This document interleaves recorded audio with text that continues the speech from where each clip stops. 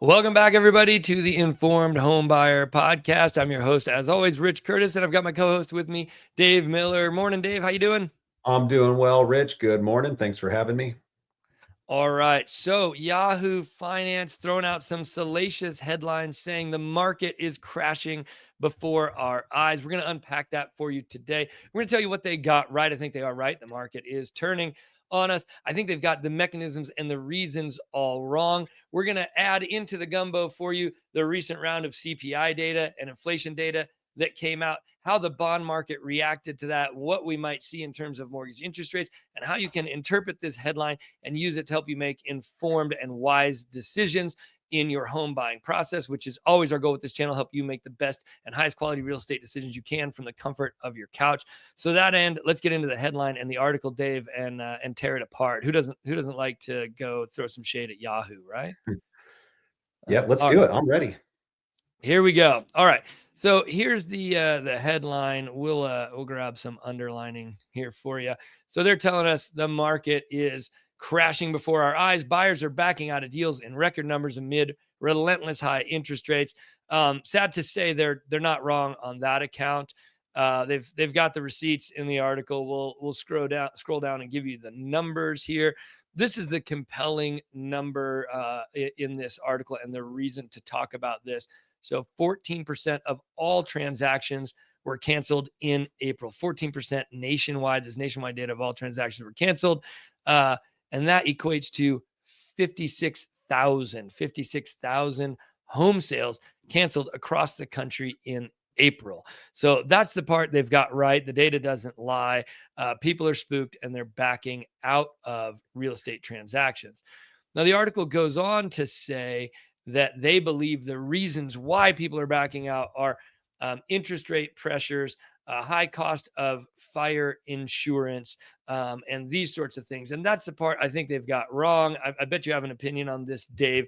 So Yeah. what do you think the real reason that we're seeing in Oh, our market for buyers backing out? yeah. Super familiar with this, Rich. Is folks don't typically go into contract until they're qualified, and hopefully they're working with some folks that are making sure that they check the boxes on the fundamentals and they're an actual qualified buyer. So, but when people cancel a mortgage transaction, they're in escrow, they find a home they like, whether they started spending some money on inspections or not, they don't want to tell the seller that they think the house is overpriced or the reason why they're backing out. There's no really place to go when a buyer tells the seller or the listing agent or their agent that they've had some financial situation that they can no longer afford the house. So Yeah. that's not necessarily the case, but no one can go anywhere with that. You're not going to turn around and say, "Oh, well, you make less money than you do now. You could still buy this house." You can't. You're not going to sell someone around. Why they should still buy if someone's in a less favorable financial situation or some other situation where they're saying now they might have to really relocate or their company says layoffs are coming. There's nothing you could do to combat that. And no one wants to be combated or sold that they just want to cancel and back out. Yeah, so it's really the fear, uncertainty, doubt, and economic pressures that are causing these people to cancel. Now, depending where you are in the country, the contracts all work differently. But here in California, where Dave and I work, that you don't have to tell them a reason. You can back out in the first 17 days for any reason. You just check a little box that says "per my rights per Article 14 of the contract," whatever it is. I'm bailing out, and you don't have to give them a reason. If the agent presses you for a reason, you don't have to even respond to that information. So the thing is, unless Yahoo was doing some deep polling, they don't really know. Nobody knows why these buyers backed out. Then even if they're doing polling, nobody wants to usually say I lost my job or I bit off more than I can chew. They'll just say, oh, interest rates. That's an easy one to blame. But the truth is, lots of people are losing their jobs right now. The ones who aren't losing their jobs are afraid of losing their jobs. There's all the tariff insanity. If you haven't watched our July Perfect Storm episode, you can watch that. But we're coming into summer months where we have probably some June empty shelves from the boats that had paused coming from China during the 145% tariffs that are going to freak people out. We've got job loss freaking people out.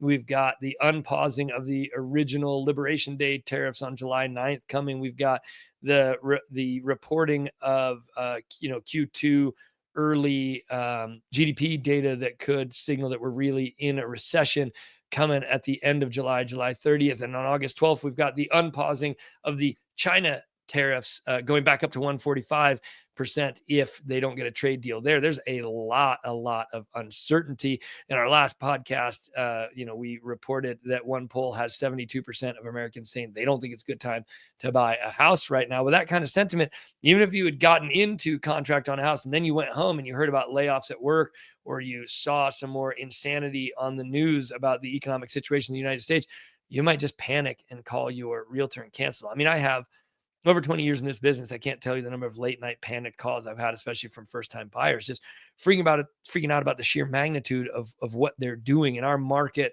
Sacramento median home price 516,000, Placerville median home price around 535,000. Most of you can't, and myself included, unless you play the World Series of Poker, you can't imagine $535,000 in a pile of bills on the table in front of you. You can't even conceptualize that amount of money. And so when you're taking on that amount of debt or spending that amount of money, it's easy to freak out just about that. Never mind all the other additional pressures we have coming down the pike. I think, Dave, you mentioned before, analogous to this. So these are cancellations, but you're also seeing a great reduction in mortgage originations right now across the board, right? Sure. Yeah, there's month over month, and shoot, we look at what's going on now. There's mortgage originations are down, and has to do with folks sitting on the sidelines. We're seeing this price pressure, and similar to what you were just talking about, why people are cancellations. It's no different than anything else. If you're going to go buy a car and you hear that next month that same car might be a little bit cheaper, you're probably going to wait.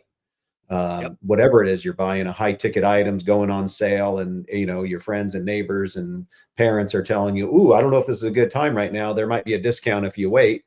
That's people, that starts to become contagious. Um, so Yep. folks are the folks that have already got pre-approved, or the mortgage applications, those aren't going anywhere, but we're not seeing new people come out and try to get a new mortgage application at the volumes that we're used to seeing.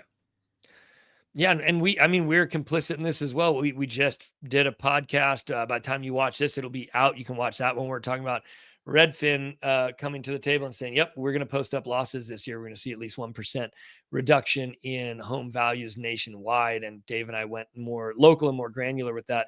We expect that to be a much larger loss number here in the state of California, and especially in our local markets. So if you're hearing from us and from other trusted professionals that prices are going down, you're in contract to buy something for an amount of money you can't even conceptualize, and you go home and you open up YouTube, and a bunch of guys like us with gray in their beards who've been doing this 20 plus years tell you, we think the prices are coming down. You might well cancel your transaction and keep your powder dry and wait for a better deal or another opportunity. And unfortunately, uh, it is a rational decision, that doesn't do anything great for the real estate industry, doesn't do anything great for the economy, but on an individual basis, it's a rational decision to do that. And I think that's why we're seeing the numbers being as big as they are, with 56,000 transactions canceled in 1 month nationwide. Yeah.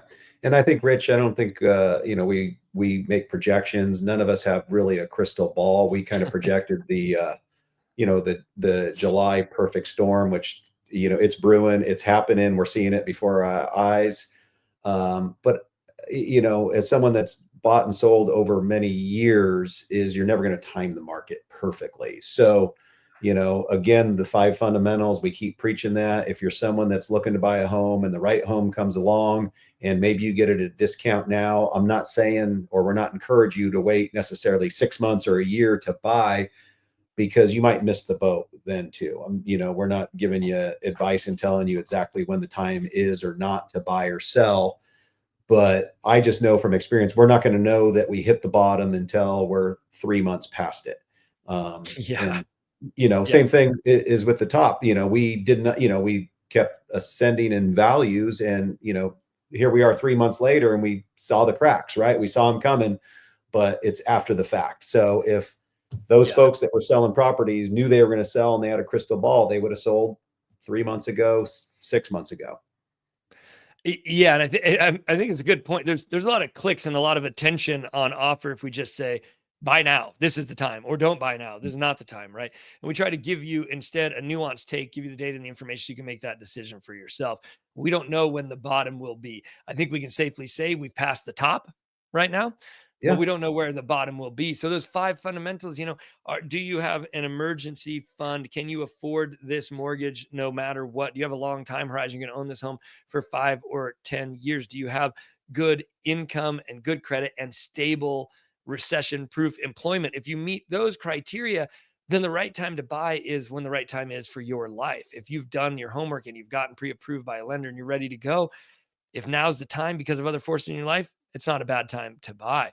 Also, if you've done all the homework and you want to wait and watch and see if a better deal comes your way because we're saying prices are coming down, that's not a bad choice either. It all depends on you. What we've said in a lot of podcasts, and I think we'll keep saying, is that if you're on the ragged edge of affordability, you can barely make this work, you're not getting the kind of house you want to get for the amount of money you have to spend, then now is definitely not the right time. I'm not going to tell you when the right time is, but I can tell you now it's probably not the right time for that category of buyers. And you should get prepared and be ready and watching for the right time right now. And I think that sticking to those five fundamentals and then sticking to getting a realtor and a lender involved early and getting pre-qualified so you're ready to jump on opportunities, because with all the doom and gloom with this, the market is crashing before our eyes, like garbage headlines that we see. They're not wrong. They're just being unnecessarily salacious.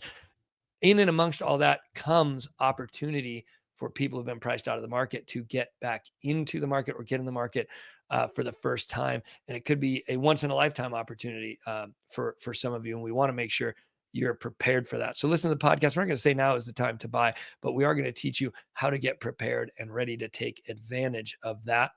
And we're going to break down the numbers a little more for you. So we're going to pivot here from, okay, transactions are canceling. If you watch our last podcast, inventory is up 48% in all of California, over 70% in some markets, including my own. So inventory is stacking up. Closed sales are going down. People are canceling transactions. What's happening in that sort of macroeconomic data, Dave, right now that's giving us an indication of whether we're marching, closer to or further away from inflation? From recession. We just had some numbers come out. Can you break those down for our listeners? Yeah, so right now, today was the CPI numbers, and for those that haven't seen the previous podcast, really the CPI is one of the main indicators that the Federal Reserve tracks in terms of monitoring inflation.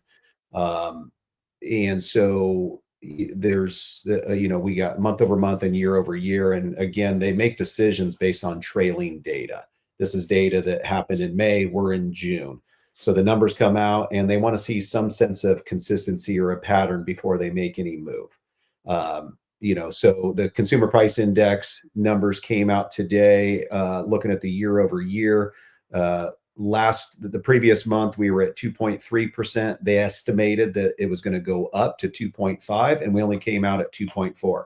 So only a 0.1% difference, but that's significant, and significant for the trending of the Federal Reserve helping make their decision that rate cuts are potentially coming. That's a really reasonable number.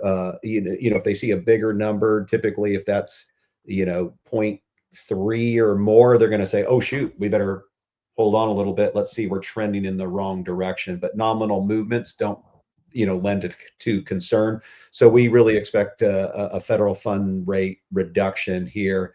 Maybe not in June, but definitely towards the end of the year, we could see anywhere from 1 to 3 of those at quarter point increments.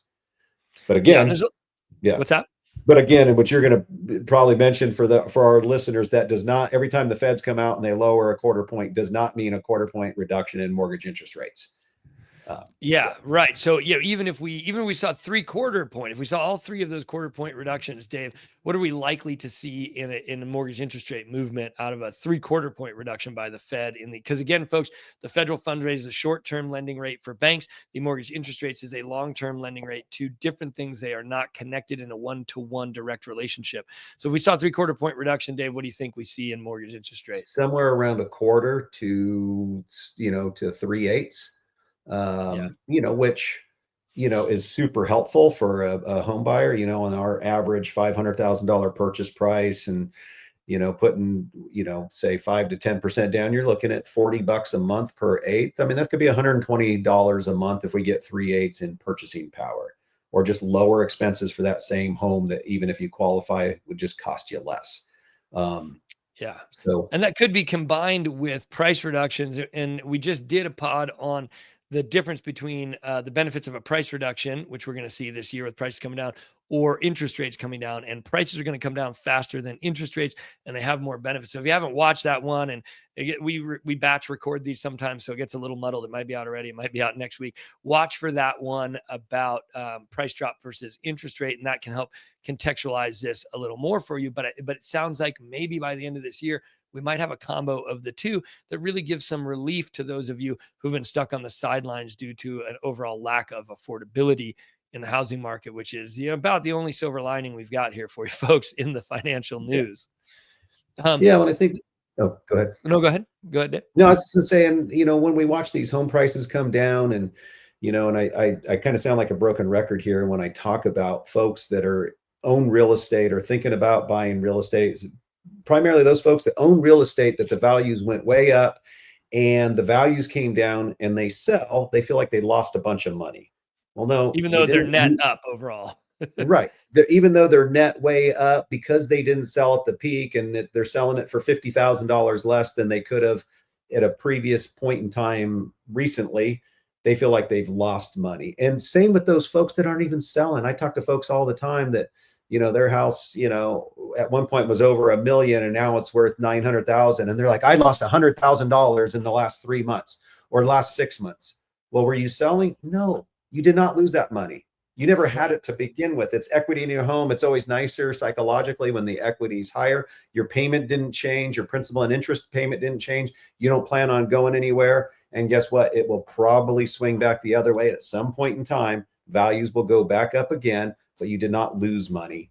And just like folks that are looking to buy, you might not time it perfectly. That's why we say you got to have a minimum of a 5-year horizon. So that's the deal there. Yeah, longer time horizon your purchase is your hedge against these fluctuations in the market. If you're going to hold a house for 5 to 10 years and you bought a little high, you're going to be fine. If you bought a little low, you're going to be even better. But if you have a long time horizon, it kind of evens that out. And we say a lot on here, there's no blanket real estate advice that is good advice. But to Dave's point, if you're not selling right now, if you're a seller who's watching this, because we do have sellers who watch, the best thing you can do is just turn off the news. If you're not going to sell in the next 5 years, and this doesn't serve us really, but turn off the news and stop watching, because you haven't lost anything, you haven't gained anything, and there's no reason for you to ride the emotional roller coaster. You only need to be up on this stuff if you're going to buy or sell soon. Now, for those of you who are going to be buying or selling soon, then I encourage you to hit the like button, click subscribe if you're getting anything out of this video, and hit that little bell icon so you get notified for the next videos. We've just referenced 2 or 3 other podcast episodes where we contextualize what's going on here. You don't want to miss any of those. Hit that. Helps us out for giving you some good free information. And if you're not going to do anything for a while, then don't click that button and turn us off and save your mental health, because it's a wild ride out there in the news for everybody. I think if there's any unscrupulous realtors or mortgage people that are watching this, they're probably thinking, "Oh, these guys are trying to send away business. They're not interested in closing deals." But we just want to do the right thing, and I think that's really important for folks to know. We're here, whether it takes you a month, 6 months, a year, 2 years, 3 years, whatever it takes. We're here to be your resource and your advocate. We're not motivated to get you to do something that you're not prepared to do. It's sacrilege. We have broken the unstated rule of not saying now is the perfect time to buy, and of telling people, yeah, you might want to pump the brakes and think about your decision. But ultimately, that information is going to serve you the best. That's what we're here to do. And we hope that even 5-10 years down the road, if you're going to do a real estate transaction, you consider us. Now, let's talk just briefly before we wrap this about the stock market and the mechanisms that play into reduction in interest rates, just so we can contextualize that for people. So when the tariff business happened, the stock market plummeted. And then when our last round of CPI data came out, it was going down, but it wasn't as bad as people thought, and the stock market rallied. But in all of these moves, money is either going into equities, stocks, or going into cash. People are skipping over the bond market. The bond market has been relatively flat, right, Dave? There's been not a lot of Yes, movement there. that is So correct. So why is that flatness in the bond market, A, likely to continue, and B, not great for us in terms of mortgage interest rates? Well, we typically, and when we talk referring to the 30-year mortgage-backed security, we need that to go up for our interest rates to come down. We need that bond price going up, better interest rates for us. And so, and another indicator that, typical folks watching this won't have access to the 30-year mortgage-backed security. It's not easy to find. I subscribe to service that allows me to monitor it daily. Um, and so if you look at the 10-year note, that's also when we look at mortgage rates on the 10-year note, that as that comes down, mortgage rates actually, it's a little bit confusing. When that's coming down, mortgage rates are going to get a little bit better because there's typically a spread in the 10-year treasury, anywhere on average about 2.5 in this current place in time. So if you see the 10-year treasury looking at, right now we're just below 4.5. We've been bouncing between 4.3 and 4.5. Add 2.5 to that, that should put you at 7% for mortgage interest rate at a range around 7%. Obviously, rates are dependent on LTV, credit score, debt to income ratio, all kinds of factors. But that gives you a general indicator of where we're going. So when the feds will lower the Fed fund rate, we sometimes see that 10-year note come down a little bit, which is where we start seeing that reprieve in mortgage interest rates. And the other thing that would do that is money moving into the bond market, which happens Yes, only volume. yeah. Yes. And Supply that and only happens demand. And in two ways, right? yeah, Either the Fed starts buying as part of yes, quantitative easing because they're freaking out and they correct. want to Yes. bolster or Yeah. people freak out in the stock market and they move to safety and bonds. That is correct. And so with both the stock market doing well and digesting, these tariffs on again, off again, probably some of them being reduced and that there's trade deals being made all over the place, that gives them the warm and fuzzy that things are better than what we thought. And so stock market, which seems to be humming along and doing quite well right now. We've basically looked, made up all the losses that we had since tariffs were announced. We've completely swung back to where we were prior to the announcement of the tariffs. Um, And even those few days when Wall Street, because there's nothing more panicky than a Wall Street investor that when and they get real froggy. And so when the big tariff announcements were made, we had 1,200 point drops in the Dow, but that yeah, money didn't move into the bond market for safety. no, It skipped the bond market and moved to cash. So we didn't yeah. even get a benefit out of that. Well, and part of that is because you get a good return on your cash right now. Until the feds lower the Fed fund rates, you're seeing cash and money's at 4+% return on your In a cash savings fund. account. Yeah. Yes. Yeah. And a high yield savings that you could have access to. That's where people are moving their money, Yeah. So people not are taking the bouncing risk. between equities, stocks, and high yield savings account and skipping the bond market because the difference in return from the bond market and high yield savings account isn't that much right now. So why take any risk in the bond market, which is maybe smart investing, but not great for us from a mortgage interest rate perspective, which is why we don't expect to see interest rates move a whole lot. Maybe that 3/4 of a point by the very end of the year. And maybe we only, that's the Yeah. Fed fund rate. Maybe we only get an eighth to 3/8 benefit in drop in mortgage interest rates by the end of the Yeah. year. So if people are expecting to see 5% by the end of the year, we don't see anything other than an absolute complete firestorm in the economy causing, rates to drop that far. It's just not in the mechanics right now.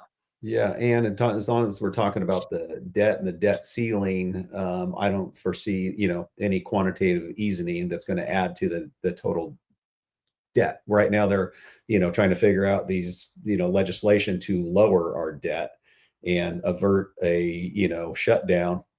So, fast approaching the debt ceiling again. I don't think that there's going to be talks about adding additional debt, especially not based on how the Federal Reserve feels that the economy is in a stable position right now. Yeah, there is. Yeah, go out and get informed. There's legislation proposed right now that would massively increase the debt over the next 10 years. But what Dave's talking about is short term debt increases through bond purchases. So that's one of the Fed's levers they can pull if they chose to go buy up a bunch of mortgage-backed securities, which would then drop the mortgage interest rates for us, which is something they did. Last time they did this was in the Great Recession. Yeah. If they did that, they are doing that not with on-hand money. They're doing that with debt monies, which increases the debt, which would then play a role in this overall debt war we're having between the two parties in Washington. And it would be probably a very unpopular or difficult thing to pull off at the moment. So we don't expect to see the money move into the bond market from that mechanism right now either. So it's a Right. good point. We don't have a lot of great ways to see mortgage interest rates come down, which is why these price reductions that we do see coming are going to be so crucial for all of you who are on the ragged edge of affordability to finally see an entrance into the market via price reduction rather than rate reduction. And Rich, we've been talking about this for a long time. When you and I, first started working together 20 years ago, rates were in the 6% range. Yeah, And so we're not that far off to where we were 20 years ago. The difference is houses have gone up 3x. And yes, we've been talking about this, that something's got to give, right? At some point, values can't continue because every time values go up by a percentage, that's pricing out the buyer pool. 100%. Affordability is Y- at an all-time low right now. It's really sad for families not to be able to participate in the American dream of home ownership. And so that's, like I said, that's the only silver lining. We might yeah, see some families be able to come back to the table and get into the market that wouldn't have without this financial decline. So right, you're never happy for the pain. You're never happy to see people out of work. For all of you who are hurting out there, I really feel for you. And that part isn't good. Like we say, the only silver lining might be for some of you that have stable employment, this might be your entrance into the housing market that you might not have otherwise gotten because the market mechanics have been so strong for so long, driving those prices up to absolutely ridiculous levels. right. I think people make the mistake and think that realtors and lenders love these inflated prices and want real estate to just go up, up, up, up, up because whatever. I think commissions are higher or Mm, whatever, but we're people too. We have friends and yeah, family who can't afford house. In fact, we're the people that get all the calls from our friends and family who say, "Can you help me get into a house?" And it's really heartbreaking when we can't yeah, because the math just doesn't math. So right, for us, even a price correction is a benefit. It's good for all Americans. It's good for yeah, everyone. Not the other yeah. pain in the economy, but real estate prices coming down is good. Yeah, and I think for us historically is where we in sweet spot for us is when home prices are flat to just increasing at our target inflation rate of 2%. If Yeah, you're yeah, getting 2% a year and we go back to when we were first in this business or working together, the typical home price that we're talking about might have been 200,000. And if, a 2% annual increase on that is, $4,000 in equity or value, that's kind of nice. That's reasonable. But when you saw those big jumps and it was just running out of control, that's where we're at right now. yeah. And so hopefully this correction does help a few of you. Keep watching this space. We're bringing the news as we have it. It is a volatile situation.